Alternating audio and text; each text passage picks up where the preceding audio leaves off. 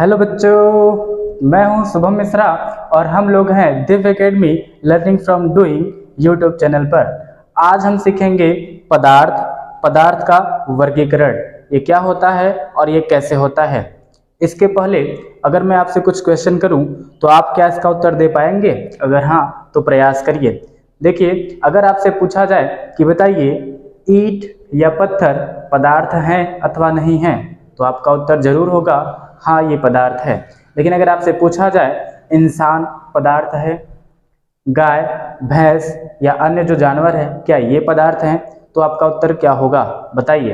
अगर आपको पता है तो नीचे बताएं, नहीं पता है तो आइए पूरा वीडियो देखते हैं और समझते हैं कि पदार्थ और अन्य में क्या अंतर होता है। प्यारे बच्चों, पदार्थ निर्जीव वस्तुएं होती है और बाकी जो उदाहरण हमने आपसे पूछा जैसे इंसान क्या है, ठीक है, जैसे गाय क्या है, जैसे बकरी क्या है, जैसे भैंस क्या है, ये सब क्या है, ये सजीव है।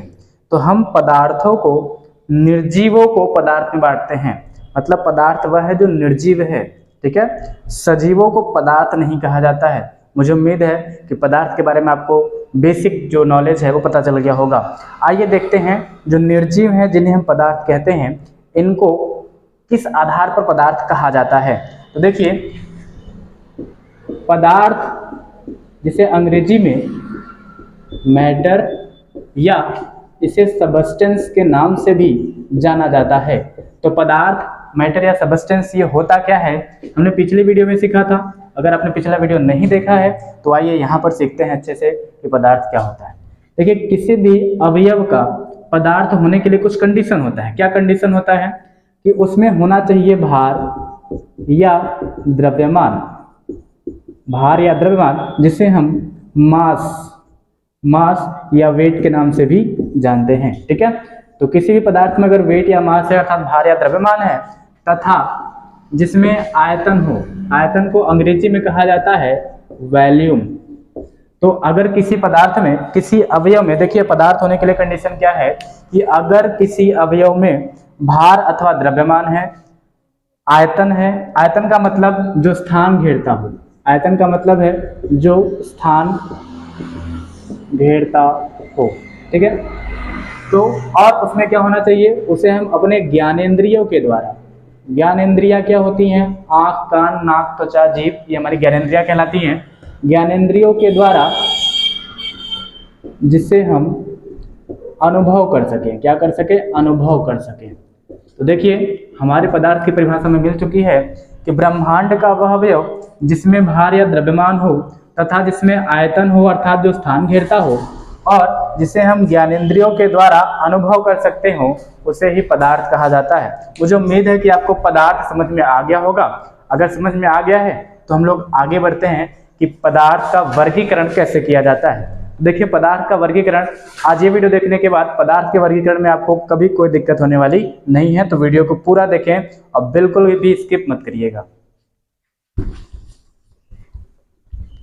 हम लोग सीखने जा रहे हैं पदार्थ का वर्गीकरण।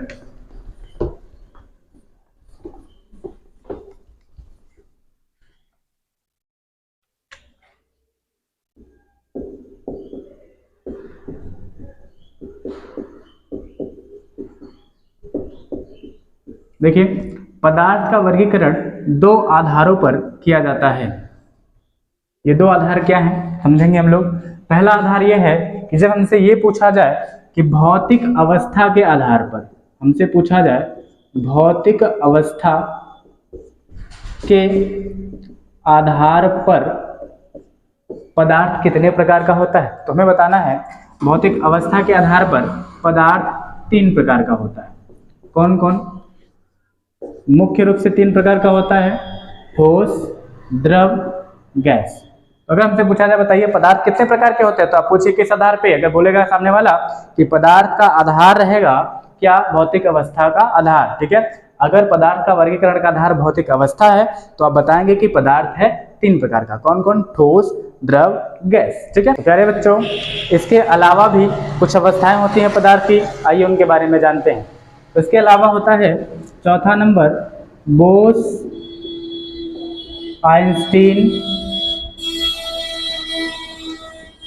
कंडेंसेट। ये पदार्थ की चौथी अवस्था मानी गई है और यह पदार्थ की अतिशीतित आयनित अवस्था होती है। और पांचवा है प्लाज्मा अवस्था। प्लाज्मा, तो ये प्लाज्मा अवस्था पदार्थ की अति गर्म आयनित अवस्था होती है। तो हमने सीखा भौतिक अवस्था के आधार पर पदार्थ का वर्गीकरण। पदार्थ भौतिक अवस्था के आधार पर मुख्य रूप से 3 प्रकार के होते हैं, ठोस, द्रव, गैस। इसके अलावा 2 और प्रकार माने जाते हैं। पहला है बोस-आइंस्टीन कंडेंसेट और दूसरा है प्लाज्मा अवस्था। तो मुझे यकीन है कि आपको पदार्थ का वर्गीकरण भौतिक अवस्था के आधार पर समझ में आ गया होगा। आइए देखते हैं पदार्थ का दूसरा वर्गीकरण किस आधार पर किया जाता है। तो पदार्थ का दूसरा वर्गीकरण है शुद्धता के आधार पर। किस आधार पर? शुद्धता के आधार पर। तो शुद्धता के आधार पर पदार्थ 2 प्रकार के होते हैं। 2 प्रकार का होता है। कौन कौन? एक है शुद्ध पदार्थ और दूसरा है अशुद्ध पदार्थ अथवा मिश्रण। आपसे अगर कोई ये प्रश्न पूछे कि मैं आपको ग्लास पानी दे रहा हूं, पानी आपका जो है नल से या प्योरीफाई करके आपको सीधा दिया जा रहा है, तो बताइए वो पानी आपका शुद्ध है अथवा अशुद्ध? आप कहेंगे कि शुद्ध। हो सकता है वो शुद्ध है, लेकिन अगर मैं कहूँ उस पानी में थोड़ा सा मिट्टी मिलाया हूँ, बताइए वो शुद्ध है कि अशुद्ध? तो आप कहेंगे अब ये अशुद्ध है। तो ये शुद्धता और अशुद्धता हम किस आधार पर बांटते हैं? तो देखिए, शुद्ध का मतलब ये होता है ऐसा पदार्थ जिसमें केवल एक ही प्रकार के कण हो, उसे हम शुद्ध पदार्थ कहते हैं।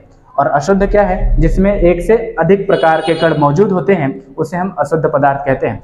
अर्थात अगर केवल पानी का कण मौजूद था तो हमने कहा कि पानी शुद्ध है, और जब पानी के साथ मिट्टी का कण भी मिल गया तो हमने क्या कह दिया कि वो कैसा हो गया है? अशुद्ध हो गया है। यानी शुद्ध पदार्थ में एक ही प्रकार के कण होते हैं, जबकि अशुद्ध पदार्थ में एक से अधिक प्रकार के कण होते हैं। तो आइए थोड़ा सा और इसका जो है हम लोग देखते हैं। तो जो अशुद्ध पदार्थ होता है, अशुद्ध पदार्थ 2 प्रकार का होता है। कौन कौन? अशुद्ध पदार्थ 2 प्रकार का होता है। पहला है तत्व और दूसरा है यौगिक। तो शुद्ध पदार्थ 2 प्रकार के, तत्व और यौगिक। तत्व क्या है? जिसे किसी भी भौतिक अथवा रासायनिक विधि द्वारा 2 अथवा 2 से अधिक किसी दूसरे पदार्थ में परिवर्तित ना किया जा सके, वो क्या कहलाता है? तत्व। इसको हम इस तरीके से समझते हैं। मान लीजिए हमारे पास हाइड्रोजन है, क्या हम किसी भी विधि द्वारा हाइड्रोजन को हीलियम बना सकते हैं? नहीं, हाइड्रोजन हाइड्रोजन ही रहेगा। ठीक है, तो इसलिए इसे हम क्या कहेंगे? हाइड्रोजन क्या है? एक प्रकार का तत्व है। तत्व को किसी भी भौतिक अथवा रासायनिक विधि द्वारा 1 या 1 से अधिक, 2 या 2 से अधिक पदार्थों में परिवर्तित नहीं किया जा सकता है। तो चलिए हमने सीखा तत्व क्या है और तत्व कैसा है? शुद्ध पदार्थ है। यानी अगर इसकी परिभाषा बतानी हो तो हम कैसे बताएंगे? हम कहेंगे ऐसा शुद्ध पदार्थ जिसे किसी भी भौतिक अथवा रासायनिक विधि द्वारा 2 अथवा 2 से अधिक पदार्थों में परिवर्तित न किया जा सके, तत्व कहलाता है। और तत्व मुख्य रूप से 3 प्रकार के होते हैं। तत्व मुख्य रूप से 3 प्रकार के होते हैं। पहला है धातु, दूसरा है अधातु और तीसरा है उपधातु। तो ये है तत्व। तत्व 3 प्रकार के होते हैं। धातु है, अधातु है, उपधातु है। धातु क्या होता है? धातु ऐसा तत्व है जो धनायन बनाता है। कैसा बनाता है? धातु बनाते हैं धनायन। धनायन मतलब जिस पर होता है धन आवेश। तो ऐसा तत्व जो 1 या 1 से अधिक इलेक्ट्रॉन त्याग कर धनायन बनाए, उसे ही हम क्या कहते हैं? धातु कहते हैं। आप ऐसे भी याद कर सकते हो, धातु ध से स्टार्ट होता है और धनायन भी ध से शुरू होते हैं। ठीक है, अब हम याद करेंगे अधातु क्या होता है। तो ऐसा तत्व जो 1 या 1 से अधिक इलेक्ट्रॉन ग्रहण करके ऋणायन बनाता है। क्या बनाता है? ऋणायन। तो जो तत्व ऋणायन होगा उसे हम क्या कहेंगे? अधातु। और जो तत्व धनायन होगा उसे हम क्या कहेंगे? धातु। तो फिर उपधातु क्या है? ऐसा तत्व जिसमें दोनों का गुण मौजूद होता है, अर्थात जिसमें धातु अधातु दोनों का गुण मौजूद हो, उसे हम क्या कहते हैं? उपधातु। प्रकृति में तत्वों की कुल संख्या लगभग 94 मानी जाती है और हमारे पास कुल मिलाकर तत्वों की संख्या कुल है 118। ठीक है, तो तत्वों की कुल संख्या 118, जबकि प्रकृति में पाए जाने वाले तत्वों की संख्या 94 ही है। ठीक है, तो बाकी के जो हैं 94 के आगे के जितने तत्व हैं वो सब प्रकृति में तो नहीं पाए जाते हैं, वो मैन मेड हैं, अर्थात मनुष्य के द्वारा प्रयोगशाला में निर्मित किए गए हैं। चलिए आगे देखते हैं। तो ये हमने सीखा धातु, अधातु, उपधातु और तत्व क्या होता है। तत्वों में धातुओं की संख्या सर्वाधिक होती है, अर्थात इनकी संख्या 70 से ज्यादा होती है। उसके बाद अधातुओं की संख्या होती है जिनकी संख्या लगभग 20 से अधिक होती है, और उपधातु हैं जो लगभग 7 या 8 की संख्या में हमारे पीरियोडिक टेबल अर्थात आवर्त सारणी में पाए जाते हैं। चलिए आगे बढ़ते हैं। यौगिक क्या होता है? तो यौगिक, प्यारे बच्चों ध्यान से समझेंगे यौगिक क्या होता है। तो यौगिक तत्वों के मिलने से बनता है। कैसे बनता है? तत्वों के मिलने से। किसी भी अनुपात पे नहीं, यौगिक दो या दो से अधिक तत्वों के निश्चित अनुपात में, दो या दो से अधिक तत्वों के निश्चित अनुपात में मिलने से यौगिक का निर्माण होता है। जैसे मान लीजिए हमारे पास जल है, जल का फार्मूला क्या होता है? H2O। तो H2O एक प्रकार का यौगिक है। कैसे? क्योंकि इसमें हाइड्रोजन 2 और ऑक्सीजन 1 के अनुपात में मिला हुआ है। 2:1 के रेशियो में H और O आपस में मिले हुए हैं, जिससे हमारा वाटर बना हुआ है, जल बना हुआ है। इसीलिए जल क्या है? एक प्रकार का यौगिक है। शॉर्ट में अगर आपको समझना है तो जिससे भी आप सूत्र के रूप में लिख सको वो सभी क्या है? यौगिक है। तो यौगिक क्या होता है? दो या दो से अधिक तत्वों के निश्चित अनुपात में मिलने से जिस पदार्थ का निर्माण हो उसे हम क्या कहते हैं? यौगिक। और यौगिक एक प्रकार का क्या है? शुद्ध पदार्थ है। ऐसा शुद्ध पदार्थ जो दो या दो से अधिक तत्वों के निश्चित अनुपात में मिलने से बने उसे ही हम क्या कहते हैं? यौगिक कहते हैं। आइए देखते हैं अशुद्ध पदार्थ का वर्गीकरण। तो अशुद्ध पदार्थ को भी हम दो भागों में बांट सकते हैं। ये दो भाग कौन से हैं? अशुद्ध पदार्थ को मिश्रण भी कहा जाता है। इसमें एक से अधिक प्रकार के कण मौजूद होते हैं। अब इसको देखते हैं। ये दो प्रकार का होता है। एक होता है समांगी मिश्रण और दूसरा है विषमांगी मिश्रण। विषमांगी मिश्रण, समांगी मिश्रण क्या होता है?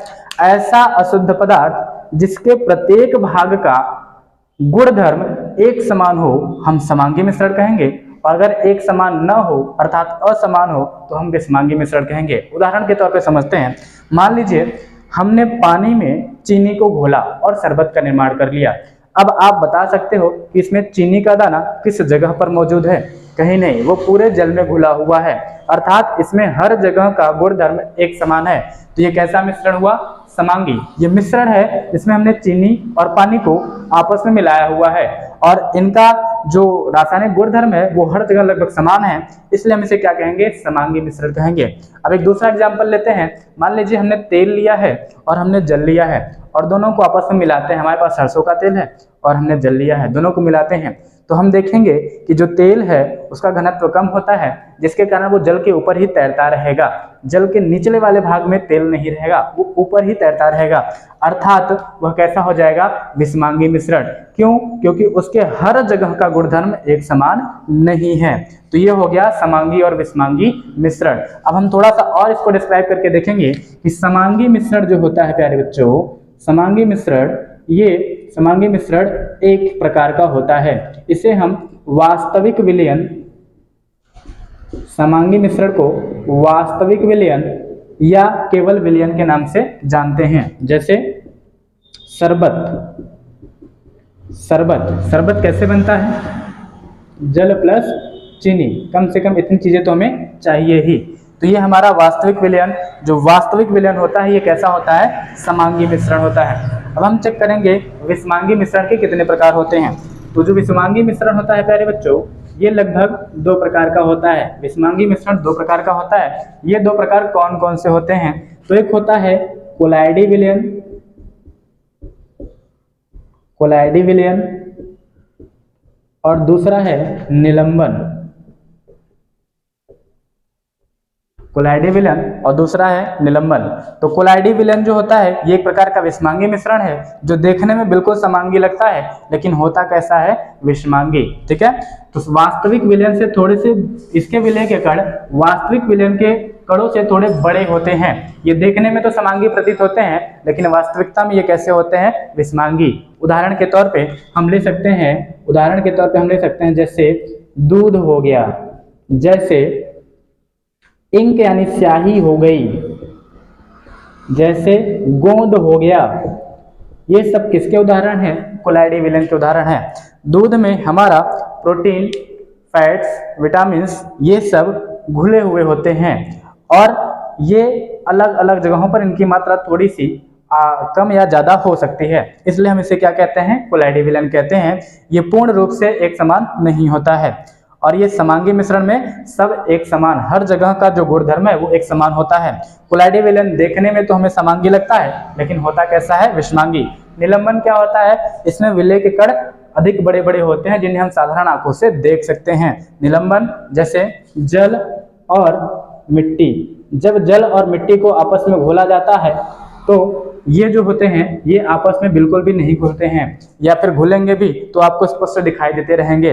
तो इस प्रकार का विलयन क्या कहलाता है, निलंबन कहलाता है। तो आज हमने सीखा पदार्थ का वर्गीकरण।